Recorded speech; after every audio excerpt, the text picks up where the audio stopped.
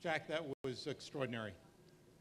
Jack Templeton is a man who is not merely a physician, but one of the most interesting and ardent patriots that one will find in the United States. I had the great pleasure of knowing his father very briefly and was the recipient of the Templeton Award for Freedom given to professors in the United States. It was only given to 50 professors because we could only find 50 professors that would defend freedom. I was one of the fortunate recipients.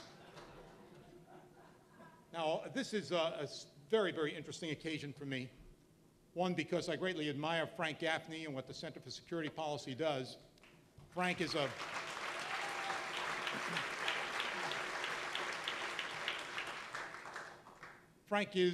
the flame of freedom. He is the metaphorical flame of freedom. He is the real flame of freedom. I greatly admire him, and he is one of my heroes. And the person who provides the matches for that flame is here tonight as well, Amanda Bowman. And she will be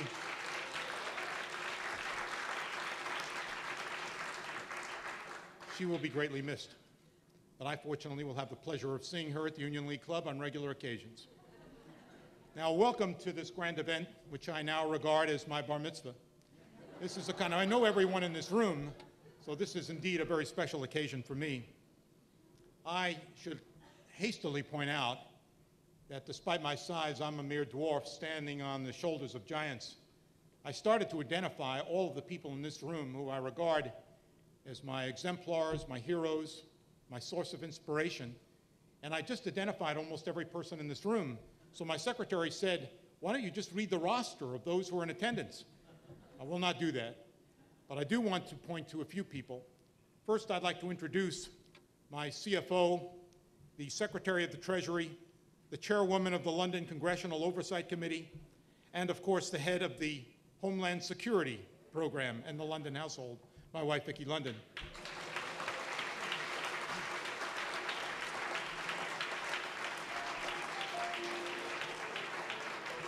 I should also like to introduce my beautiful daughter, Nancy, the Vice President of the Starwood Hotels. Please make sure you stay at a Westin whenever you're traveling abroad. And her charming husband, Mark Van Drossek, who's also a Vice President at Starwood.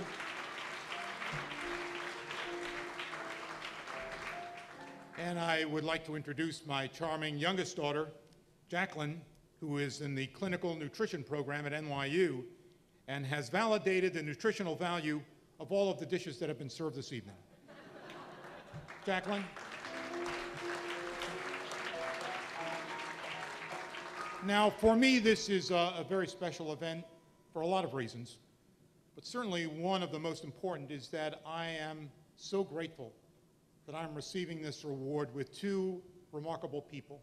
One who is past this mortal coil, my friend Ron Silver, a truly courageous man, a remarkable fellow.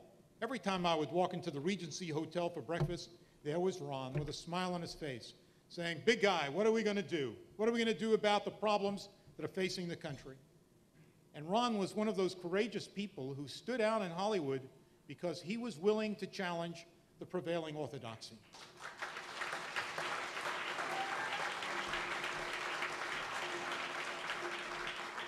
After attending many events at the Republican Convention in Minneapolis, my wife and I decided to go to the Mall of America. It was probably not an appropriate thing to do when the convention was going on, but we had heard so many speeches, we needed an interlude from the cascading voices that we heard in the convention center. So we went there, and who do we run into? Ron Silver. And Ron says, if you promise not to tell anyone that I was here, I will promise not to tell anyone that you were here. So that is a bond that Ron and I shared for a long time. And then the other person I am sharing this award with is the remarkable, the redoubtable, the one and only Barbara Winston. Now,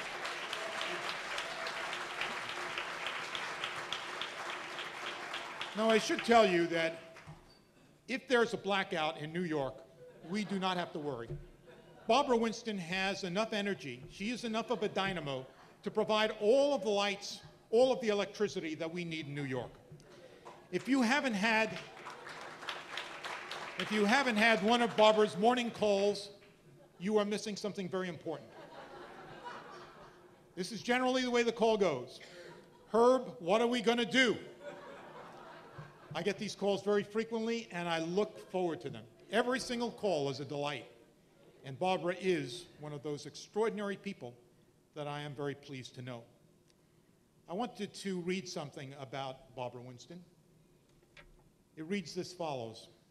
Goal, Nikki, Layla, and I are sorry that we are unable to attend this evening's celebration, in part in your honor. We wanted you to know that we are very proud of you, and our thoughts, best wishes, and love are with you tonight and always. Congratulations on the receipt of the Terry Elk Sacred Honor Award. This award speaks volumes about your commitment and contribution to the betterment of the world we all live in, and your continuous efforts to match ideals and ideas to practice. We are all the better for it. We are heartened that Bruce, Randall, Stephanie, and David are here this evening for you, and know that they will embrace you and extend our heart-filled joy for this accomplishment of yours. Keep up the good work, and thanks, Sue, baby, with all our love, Goal, Nikki, Layla, and Gordon, her son.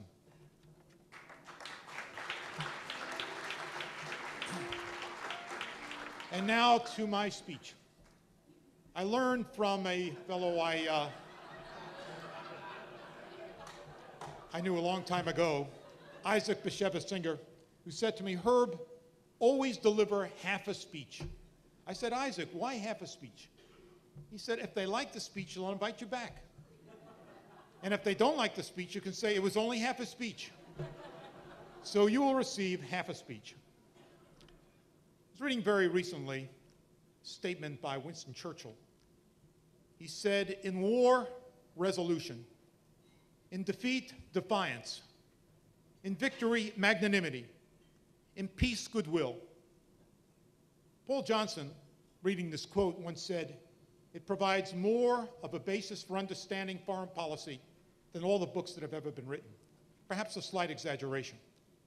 But the reason why I read it at all is because we are not always so resolute in war anymore. We are not always defiant in peace. We no longer use the term victory. And very often what we mean by peace seems and sounds like appeasement. And so we are at a unique moment in our history. Thucydides, in writing about the Peloponnesian Wars, used this line, happiness is obtained through freedom, and freedom through a brave heart. What we need in America are brave hearts. And if my speech is to be characterized in any way, it is what we are losing and what we must remember. On June 6, 1944, the United States and its allies launched the largest air and sea armada in world history. The purpose of this mission was clear: liberate Europe from the grip of Nazi despotism. The landings on the Normandy beaches led to unprecedented death and destruction. American soldiers leaving their amphibious landing crafts measured their lives in minutes. In the first hour of battle, hundreds lost their lives. And in the succeeding waves, thousands were killed as the beaches at Normandy, at Omaha, and Utah were soaked with the blood of young men in their teens and early 20s. At Pointe du Hoc, rangers scaled the sheer cliffs on rope hangers. Vicki and I were there very recently. We read the story of Pointe du Hoc, a story that moved me greatly. When one was killed by German bullets, another stepped on the precarious rungs of the rope ladders. Of the 224 rangers who scaled the cliffs on that day, only 90 survived. But as historians observed, rarely in history has there been such a display of courage, fortitude, and sacrifice. This was the beginning of a great epic in history that led ultimately to the defeat of Hitler's Germany. But history has a way of describing the big picture and leaving out the tales of individual bravery by young men who a year or two earlier were playing high school basketball, working on a farm, or applying to college. As Vicki and I walked up and down the rows of the graves at Normandy, there were names of people who were just average guys, but engaged in extraordinary deeds. Jerome Bernstein from Brooklyn, Robert Price from San Francisco, Tom Snook from Sioux City, Iowa. Tom Brokaw called them America's greatest generation. It is hard to know if they made history or history demanded heroic deeds from them. Perhaps it was a little of both. But standing in the cemetery that day, I felt very humbled to remember a generation that contributed so much so that I could live in the land of the free. There is another thought that crossed my mind in that crowded metropolis. I don't understand how anyone, much less the President of the United States, could apologize for the actions abroad in the last century or this one.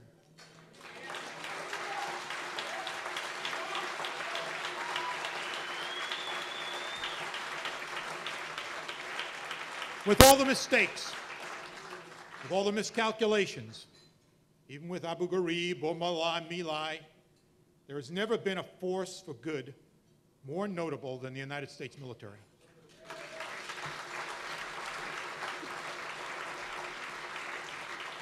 Ask the citizens of Caen, of Bayeux, of Saint-Lô, or Varchamps what they thought about GIs in their midst during World War II. Residents of these towns were saved from enslavement by Americans who fought panzer divisions in their backyard. Generals Eisenhower, Patton, and Bradley left devastation in their advancing wake, but they brought with them armies that yielded freedom and set the stage for the level of prosperity Europe has enjoyed ever since. It is difficult for most Europeans to remember the past. After all, who wants to remember an uncle that bailed you out of a jam? Here in Normandy, however, conditions are different. Citizens of this region were there on the front line. Omaha Beach is bloody Omaha to them, and the American flag still stands as a reminder. This last June, the 65th anniversary of D-Day was celebrated.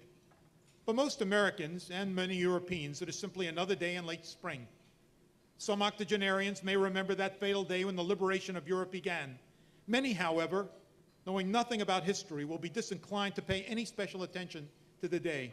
I recall seeing Steven Spielberg's film Saving Private Ryan, in which, with extraordinary verisimilitude, the director recaptured the events at Omaha Beach. As the film began and the bloodshed was evident, a young lady seated behind me asked her friend, "What war do you think this is?" For the fallen heroes lying in their graves, this ignorance is lamentable. Perhaps it explains why President Obama can apologize and apologize again and again for the sins in our foreign policy, and many Americans can applaud or at the very least accept his gesture for foreign consumption. I cannot. I'm appalled.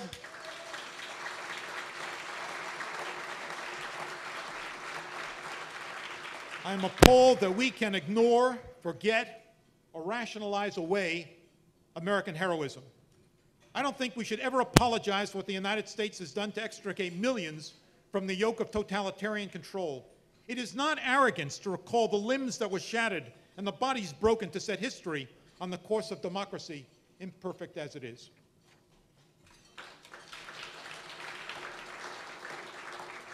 The second loss I want to talk about is the loss of exceptionalism in what is becoming a new genre, American declinism.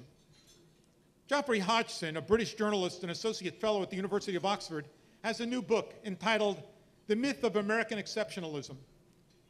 It is an attempt to undermine the deeply held belief that the United States is a morally and politically superior nation. In his treatise, he accuses Daniel Boorstin, Frederick Jackson Turner, Perry Miller, among others, as perpetuators of a self-congratulatory myth, a myth that has shaped the popular imagination of Americans throughout our history. From Hodgson's perspective, the apostles of exceptionalism see the United States as a nation of unrivaled virtue, a chosen hand with a special destiny, and a duty to spread liberty, democracy, and the rule of law, a calling from beyond the stars to stand for freedom, in the words of President George Bush. Hodgson sees himself as a debunker. He notes, not all ideas about American exceptionalism are untrue, but important pieces are untrue. And it is very unhealthy for a society to believe things about itself that are not true. As I see it, Hodgson has created a red herring and then beats it until it is disfigured. The United States is an imperfect nation. Its government has made mistakes, overplayed its hand at times, even corrupted its principles at various moments in the past. Yet a valid case can be made, as I believe, for American exceptionalism. After all, only one nation on the globe has assimilated millions of immigrants who sought refuge on American shores. The Europeans are generally incapable of integrating new immigrants into their nations, as enclaves across the continent suggest. The United States is the only true racial laboratory in the globe, notwithstanding its history of Jim Crow. Could a Barack Obama be elected anywhere in Europe? Could a Jamaican be the next Prime Minister of Great Britain? Or an Algerian the President of France? When the demonstrators at Tiananmen Square built a monument to their aspirations, was it the Eiffel Tower they tried to duplicate, or perhaps a tribute to the Prophet Muhammad? No, they constructed a Statue of Liberty because the American symbol embodies the spirit and the visions they hope to achieve.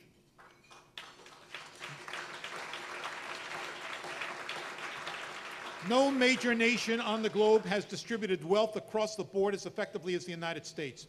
Even the poorest elements of the American population enjoy privileges and material things that are the envy of most Africans and many Asians. While Hodgson glibly asserts the thuggishness of American foreign policy, his word, he consciously overlooks the sacrifices the United States made in 2 world wars to save Europe from dictatorship. And despite his criticism of the Bush foreign policy, which he calls imperialistic, an argument can be made that the United States today is attempting to create a stable democracy in the midst of backward tyrannies.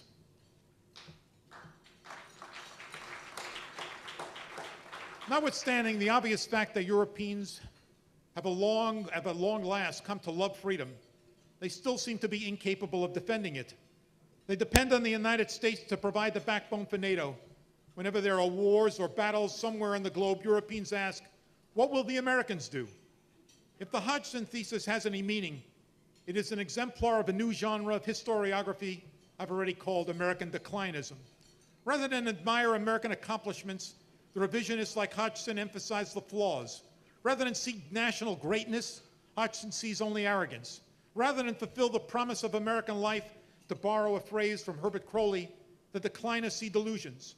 Should the Hodgson thesis gain traction, it will be yet another red nail in the national coffin by those convinced that history must pass into an era of transnational loyalties. Somehow, I don't see how this vision can inspire Americans. I may be wrong, but either we come to appreciate American exceptionalism or we end up with American mediocrity. In thinking about this Spenglerian impulse, now so evident in the United States, I recently came across a speech by Lavrenti Beria. Now, I don't often read the speech of leaders of the NKVD, but Beria delivered this speech to a group of American communist students studying in Lenin University in 1953. And I'm going to read from the speech because in some ways it provides a game plan for those who want to undermine America. Beria writes, degradation and conquest are companions. To be conquered, a nation must be degraded. Degradation can be accomplished insidiously and effectively by consistent and continual defamation. Continued and constant degradation of national leaders, national institutions, national practices, national heroes must be systematically carried out. By attacking the character and morals, by bringing about through contamination of youth, a general degraded feeling, command of the population is facilitated to a very marked degree. The attack on the mind of a nation involves changing loyalties. We must have a command of their values. In the animal, the first loyalty is to himself. This is destroyed by demonstrating to him, showing that he does not remember, cannot act, or does not trust himself. And so a plan was set in place, and we are living with much of it. A plan to undermine the spiritual qualities that set America apart. Now, I do not want to leave you in a lugubrious mood because I feel that the United States has something other nations do not, and it's the tremendous resilience of the American people. Culture counts. Toynbee noted that civilizations die by suicide, not by murder. Howard Zinn's A People's History of the United States, which is the most popular textbook in the nation, teaches the smearing and degrading picture of the United States, despite the unprecedented sacrifice, courage, and achievement of this nation. Zinn ignores the obvious condition that civilization is the answer to barbarism, even if the barbarians are flourishing at the moment. We should support in every way possible, in thinking about the role that civilization plays, we should support in every way possible the dissidents on the streets of Tehran at this moment, even if our president is silent.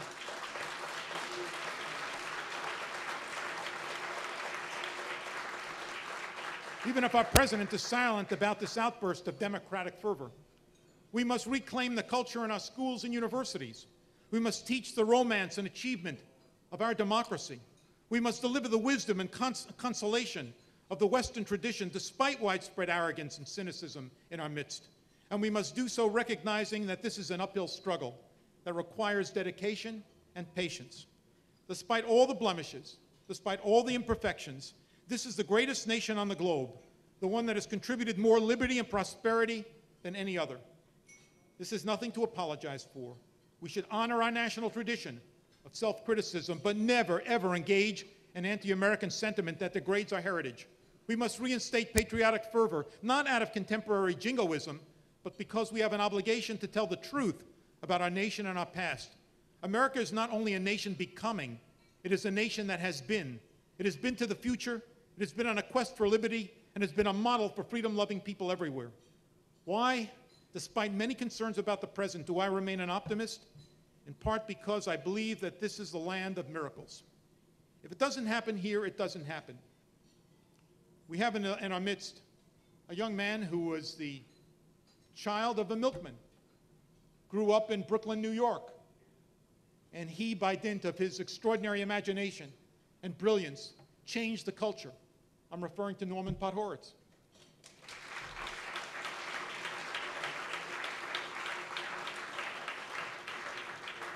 And I was a young man born into a poor family in Brooklyn as well, known more for my exploits on the basketball court than in the classroom. But here I am achieving the Flame of Freedom Award. So miracles do occur. And there's one story that I'd like to leave you with, a story that I've said to some people in this room, so excuse me for the redundancy. The first part of the story is about a young man in Chicago in the 1920s who was well known because he was the most prominent lawyer and among the richest people in Chicago. He was known by the name of Fast Eddie. Now, you've seen Fast Eddie in film because every single time that Al Capone got into trouble, there was Fast Eddie in the courtroom. He would find some technicality that would get Al Capone off. He didn't serve a prison term until he was finally found guilty of tax evasion. And it was Fast Eddie who was among the most popular people in the city. He had the largest estate in Chicago. In a moment when he was starting to think about the role that he was playing in Chicago life, he thought, maybe I ought to go to see the district attorney. He walked on the front step of his estate. 16 bullets fell into his body. The assailants were never found. Fast Eddie died. Story number one. Story number two is a story about a fighter pilot in World War II. His name is Butch O'Hare. Butch O'Hare left an aircraft carrier with a squadron searching out Japanese Zeros in the Pacific. When he got into his plane, he found out that he didn't have sufficient fuel to complete the mission. And so he radioed the captain of the squad, and he said, look, I've got to turn back to the aircraft carrier because I don't have sufficient fuel. So he started to turn back, and on the way back to the aircraft carrier, he saw a number of Japanese Zeros about to attack the aircraft carrier. Instead of going to the carrier itself, he went right for the Zeros. He started to fire at them, knocking down 3 Zeros almost immediately. Then he ran out of ammunition. And even though he did not have ammunition, he flew his plane into 2 Japanese aircraft, knocking off the tail of one and the wing of the other, taking out 5 airplanes on that day. He managed to limp back to his aircraft carrier.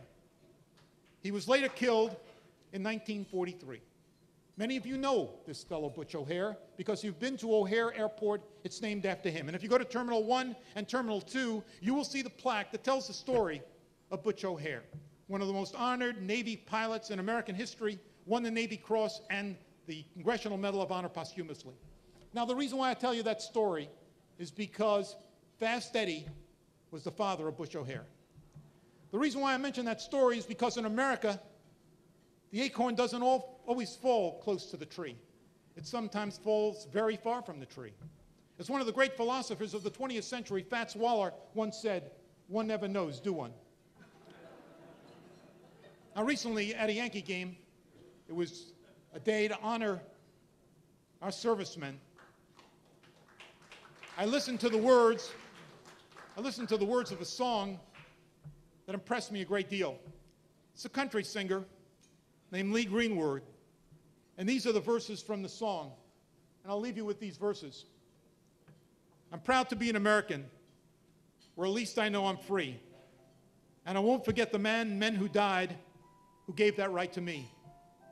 And I gladly stand up next to you and defend her still today. For there ain't no doubt I love this land. God bless the USA, and God bless you.